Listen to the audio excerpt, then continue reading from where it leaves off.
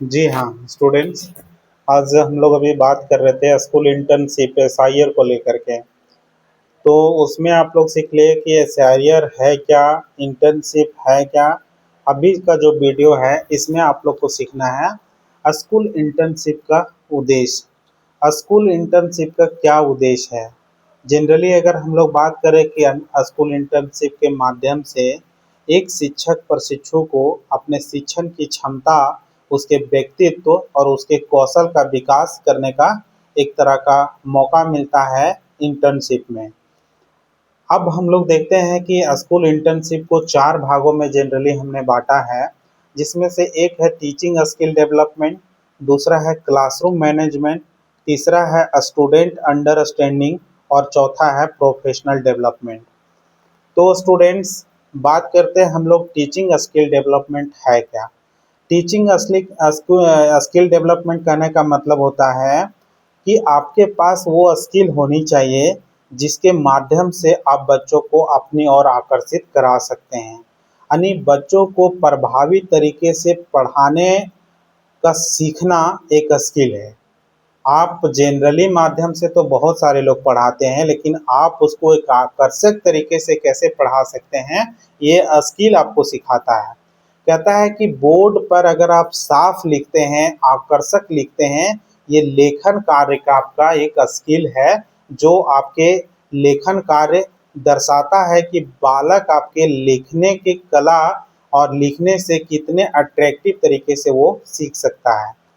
एक शिक्षक के लिए स्किल डेवलपमेंट के तहत, अब टीचिंग स्किल डेवलपमेंट के तहत ये देखा जाता है कि उनके आवाज़ में सुधार करना। यानी कि जब बच्चे क्लासरूम में जाते हैं तो उस समय उनकी जो आवाज़ है वो पूरी आवाज़ क्लियर ना आना, पीछे तक आवाज़ ना जाना, ये सब बातें अगर बताया जाए तो इसमें सुधार करने का उसको इंटर्नशिप के दौरान उनको देखा जाता है।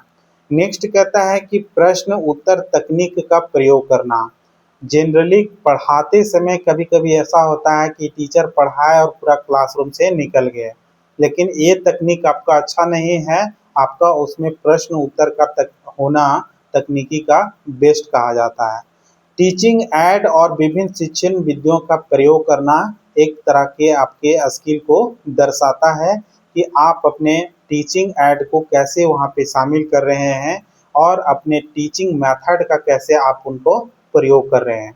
नेक्स्ट बात करें अगर क्लासरूम मैनेजमेंट का, तो क्लासरूम मैनेजमेंट भी एक तरह के बहुत चैलेंजिंग टाइप में होता है। कहने का मतलब है कि कक्षा में अनुशासन बनाए रखना, ये सीखना होता है कि हम अगर क्लास ले रहे होते हैं तो क्लास में अनुशासन कैसे बनाए रखें। कहता है कि समय का उचित प्रबंधन, अगर क्लासरूम मैनेजमेंट में हम देखें कि कक्षा में अनुशासन बनाए रखना वो एक टीचर का ही काम होता है। दूसरा कहता है कि समय का उचित प्रबंधन करना, तो समय का उचित प्रबंधन एक शिक्षक के तहत, क्योंकि उसके पास एक सीमित समय होता है और उसका एक उचित प्रबंधन नहीं हो तो वैसे स्थिति में वो पाठ को कंप्लीट नहीं कर पाएंगे, सिलेबस को कंप्लीट नहीं कर पाएंगे। कहता है कि सभी बच्चों को सक्रिय और इंगेज्ड रखना। आप देख पाते होंगे कि जब भी कभी स्कूल में जब पढ़ाते हैं तो कुछ बच्चे ऐसे हैं जब आपके पढ़ाने के द्वारा अन्य प्रकार के एक्टिविटी करने लग जाते हैं। तो वैसे स्थिति में आप पे डिपेंड करता है कि सभी बच्चों को आप उसको इंगेज कैसे रख सकते हैं। बैठने की उचित व्यवस्था यानी सीटिंग अरेंजमेंट करना, ये भी एक तरह का शिक्षक का वहाँ पे दायित्व हो जाता है कि बालकों की सीटिंग अरेंजमेंट कैसे की जाए, क्योंकि ये मैनेजमेंट क्लासरूम का पूरी डिपेंड करता है उस शिक्षक पे। नेक्स्ट कहता है कि स्टूडेंट अंडरस्टैंडिंग, बच्चों के सीखने का स्तर को समझना। यानी कि बच्चे के स्तर अगर आप नहीं समझ पाएंगे तो बालकों को जो आप शिक्षा देंगे शायद उतनी उसके लिए उपयुक्त नहीं होगी। जब आप उनके स्तर को आप समझ पाते हैं उसके बाद जब उनको शिक्षा देते हैं तो उनके अनुकूल हो सकता है।